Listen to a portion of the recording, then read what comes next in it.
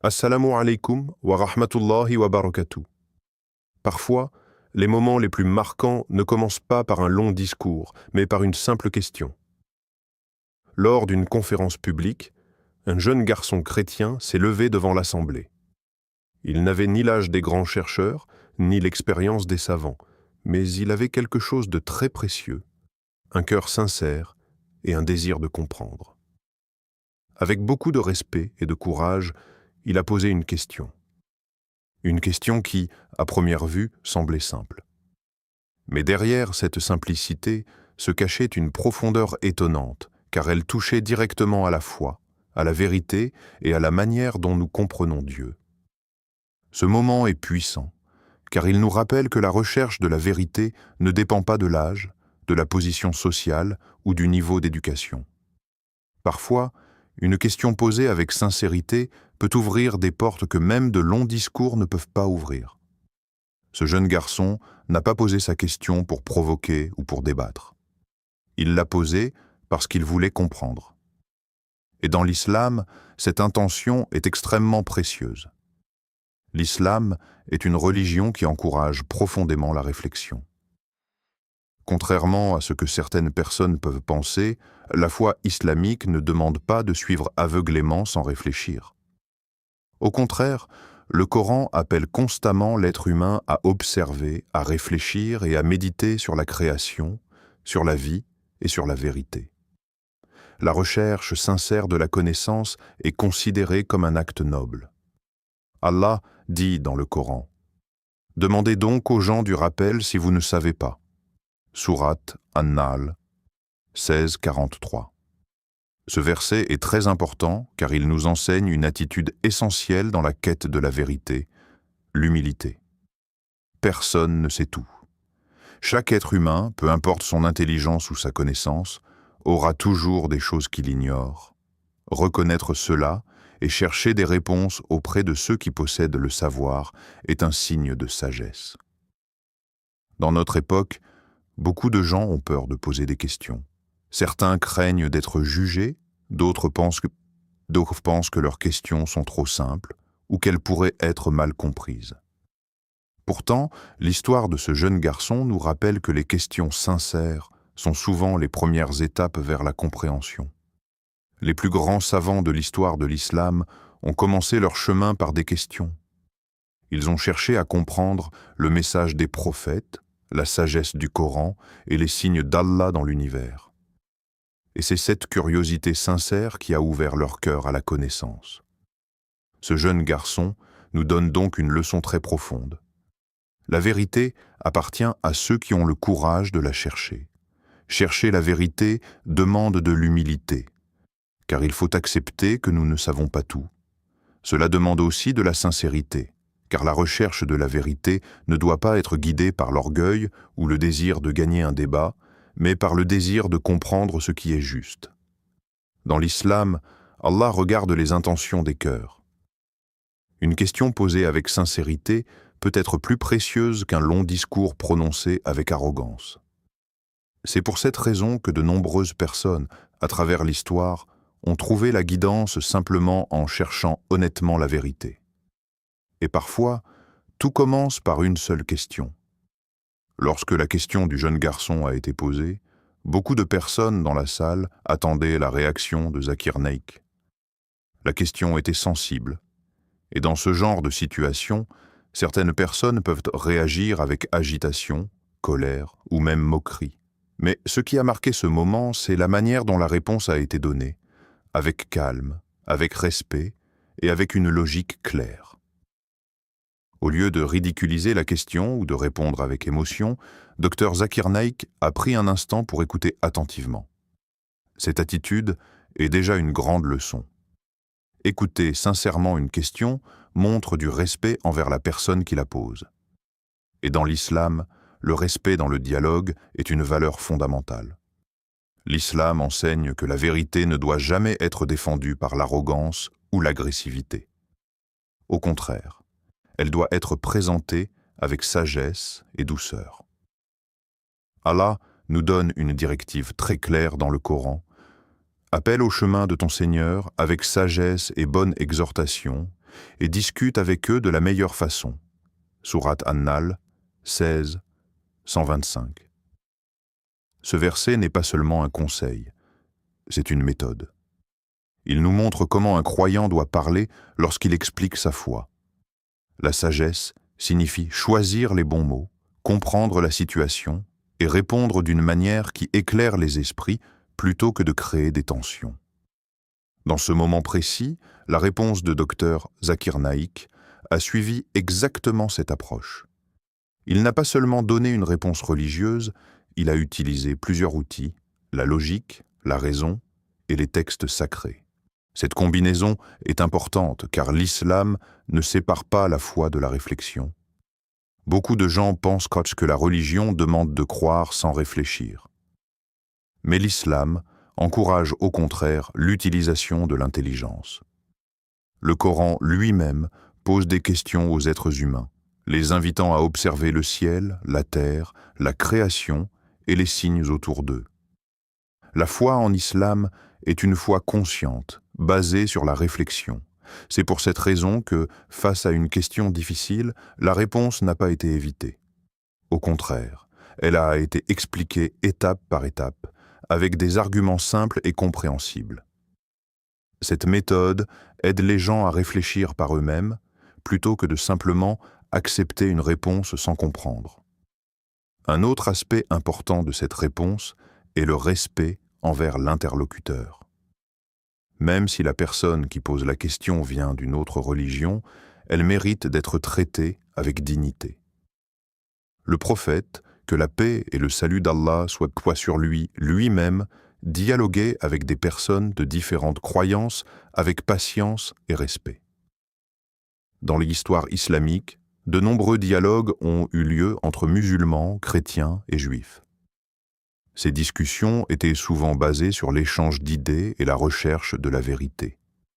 Le but n'était pas d'humilier l'autre, mais d'éclairer les cœurs. La réponse donnée dans ce moment montre également une réalité importante. L'islam n'a pas peur des questions difficiles. Une vérité authentique n'a pas besoin d'être protégée des questions. Au contraire, plus elle est examinée, plus sa clarté apparaît. Lorsqu'une religion encourage les gens à réfléchir, à poser des questions et à examiner les réponses, cela montre qu'elle a confiance dans la solidité de son message. Et c'est exactement ce que montre l'islam. Ainsi, ce moment devient une leçon pour tous. La meilleure manière de défendre la vérité n'est pas la colère, mais la sagesse. Ce n'est pas le débat agressif, mais l'explication claire. Et ce n'est pas l'arrogance, mais le respect qui ouvre les cœurs. Au cœur de la réponse donnée par Zakir Naik se trouvait un principe central de l'islam, le fondement même de toute la foi musulmane, le tawhid, c'est-à-dire l'unicité absolue d'Allah. Ce concept est la base sur laquelle repose toute la croyance islamique. Sans cette compréhension, il devient difficile de saisir la vision de l'islam sur Dieu, sur la création et sur le but de la vie. L'islam enseigne que Dieu est unique, parfait et incomparable. Il n'a ni partenaire, et ni associé, ni enfant, et rien dans l'univers ne lui ressemble. Il est le créateur de tout ce qui existe, celui qui donne la vie, celui qui contrôle le destin de chaque créature. Cette idée peut sembler simple, mais elle est en réalité extrêmement profonde, car elle libère l'être humain de toute forme d'adoration autre que celle du Créateur. Dans le Coran, Allah résume cette vérité dans une sourate très courte mais extrêmement puissante. Dit, il est Allah, unique, Allah, le seul à être imploré pour ce que nous désirons. Il n'a jamais engendré, n'a pas été engendré non plus, et nul n'est égal à lui. Sourate Al-Ikhlas 112, 1-4. Ces quelques versets contiennent l'essence même du tawhid.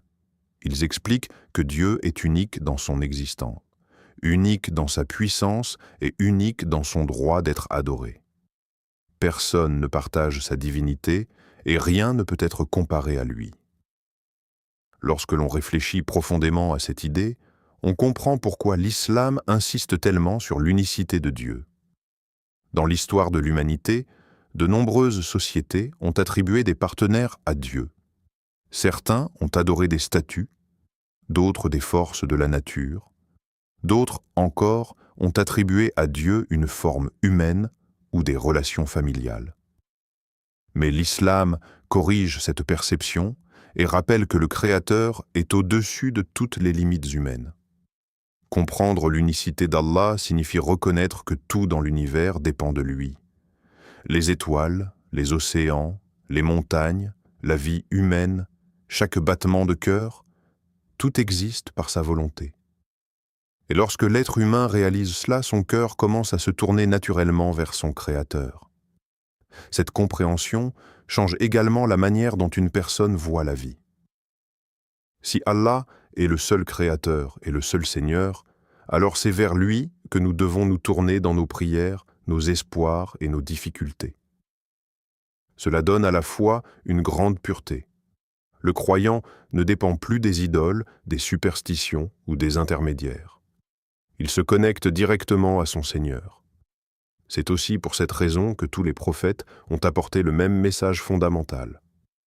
Depuis le premier homme et prophète, Adam, jusqu'au dernier messager, Muhammad, que la paix et le salut d'Allah soient sur lui, l'appel était toujours le même: adorer Allah seul, sans lui associer quoi que ce soit. Chaque prophète a été envoyé pour rappeler cette vérité lorsque les gens commençaient à s'en éloigner. Certains peuples ont oublié l'unicité de Dieu avec le temps, d'autres ont modifié leurs croyances. Mais les prophètes sont venus comme des lumières pour amener l'humanité vers la pureté du tawhid. Ce message est simple, mais il possède une force immense. Lorsqu'une personne comprend réellement l'unicité d'Allah, sa vision de l'univers change. Elle réalise qu'elle n'est pas seule, qu'elle a un Créateur qui la voit, qui l'entend et qui connaît chaque secret de son cœur. Ainsi, le tawhid n'est pas seulement une idée théologique, c'est une transformation du cœur et de la conscience. C'est la clé qui ouvre la porte de la foi et la base sur laquelle toute la spiritualité islamique est construite. L'un des aspects les plus nobles de l'enseignement de l'islam est la manière dont il demande aux croyants de traiter les personnes d'autres religions. Dans un monde où les différences de croyances peuvent parfois créer des tensions, l'islam rappelle une règle essentielle: le respect doit toujours accompagner le dialogue. Même lorsque des questions difficiles sont posées, ou lorsque des désaccords apparaissent, le croyant est appelé à garder une attitude digne, calme et respectueuse. Lorsque ce jeune chrétien a posé sa question, cela représentait justement ce type de situation. La personne venait d'une autre tradition religieuse, mais cela n'a jamais été une raison pour répondre avec mépris. Au contraire, l'islam enseigne que chaque être humain mérite d'être traité avec dignité. La discussion doit rester un moyen d'éclairer les esprits et non de blesser les cœurs. Le meilleur exemple de cette attitude est le prophète Muhammad, que la paix et le salut d'Allah soient sur lui lui-même. Dans toute sa vie, il a rencontré des personnes de différentes croyances, des juifs, des chrétiens, des polythéistes et d'autres encore. Malgré ces différences, il n'insulte jamais leurs croyances. Il expliquait le message de l'islam avec patience, sagesse et compassion.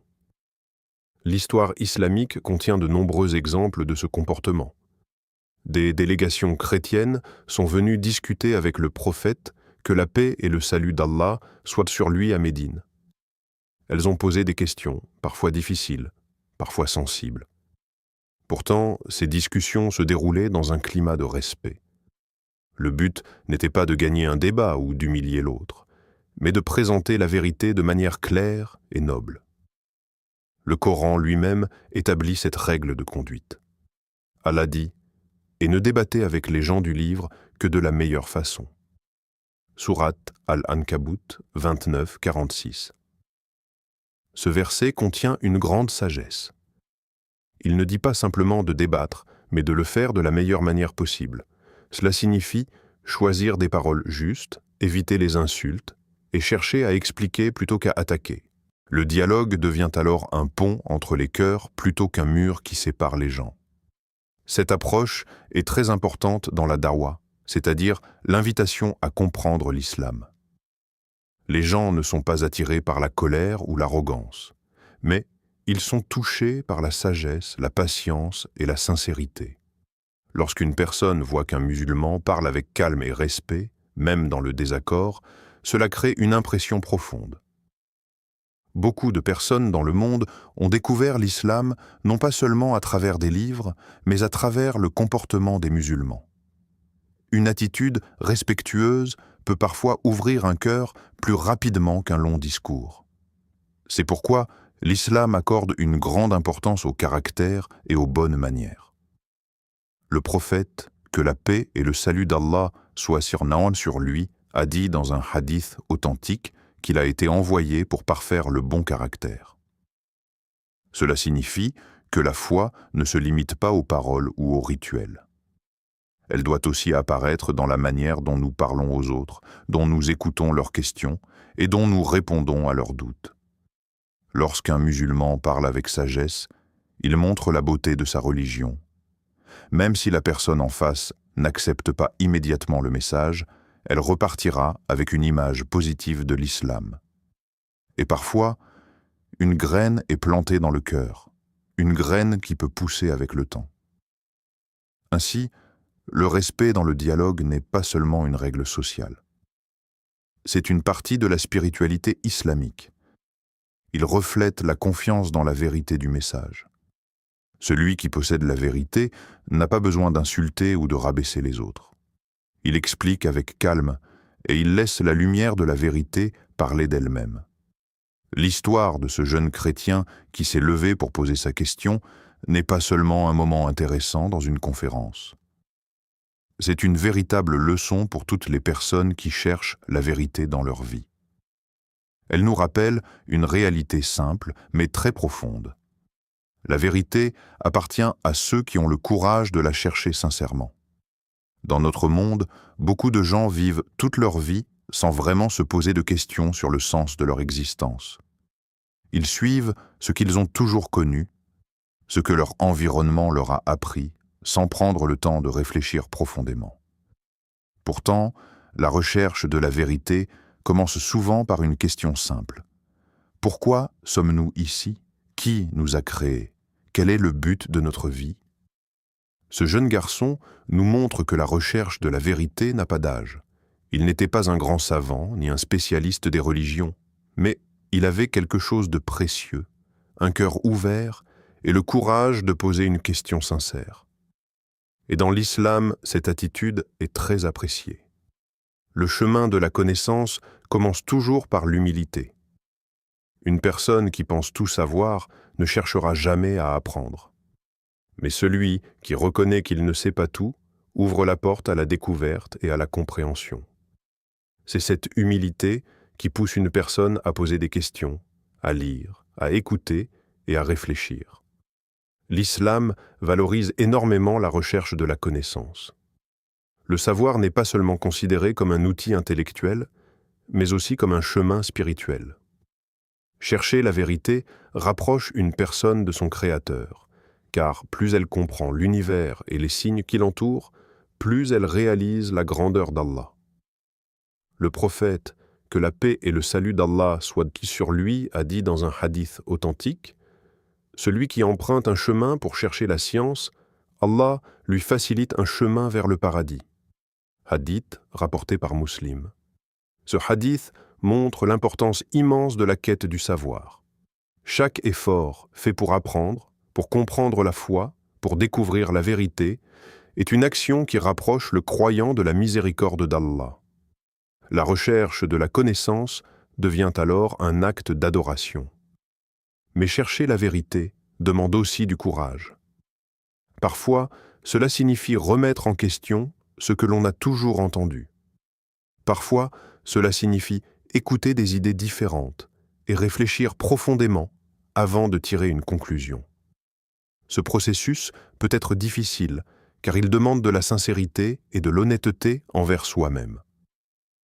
Dans l'histoire de l'humanité, beaucoup de personnes ont trouvé la guidance parce qu'elles ont osé chercher. Elles n'ont pas simplement accepté ce qu'on leur disait. Elles ont pris le temps d'examiner, de comparer et de réfléchir. Et souvent, cette recherche sincère les a conduites vers une compréhension plus claire de Dieu et du sens de la vie. L'islam encourage justement cette démarche. Le Coran appelle constamment les êtres humains à réfléchir sur les signes d'Allah dans la création, le ciel, la terre, les montagnes, les étoiles et même la vie humaine. Tous ces éléments sont présentés comme des signes pour ceux qui veulent comprendre. Ainsi, une simple question peut parfois devenir le point de départ d'un grand voyage spirituel. Ce voyage commence par la curiosité, se développe par la recherche et se transforme en conviction lorsque la vérité devient claire dans le cœur. Et c'est peut-être la plus grande leçon de cette histoire. Parfois, tout commence par une question posée avec sincérité. Cette histoire nous rappelle une réalité profonde. Parfois, les questions les plus simples peuvent ouvrir les portes des plus grandes vérités. Ce petit garçon n'a peut-être posé qu'une seule question, mais cette question nous rappelle l'importance de réfléchir, de chercher et de comprendre notre foi. L'islam n'est pas une religion qui craint les questions. Au contraire, c'est une religion qui encourage la réflexion, la connaissance et la recherche sincère de la vérité. Chaque question posée avec un cœur sincère peut devenir une lumière sur le chemin de la guidance. La réponse, calme et respectueuse, donnée dans cette situation, nous enseigne aussi une autre leçon importante, la sagesse dans le dialogue. Dans un monde rempli de débats et de conflits, le croyant est celui qui parle avec respect, qui explique avec douceur et qui laisse la vérité toucher les cœurs.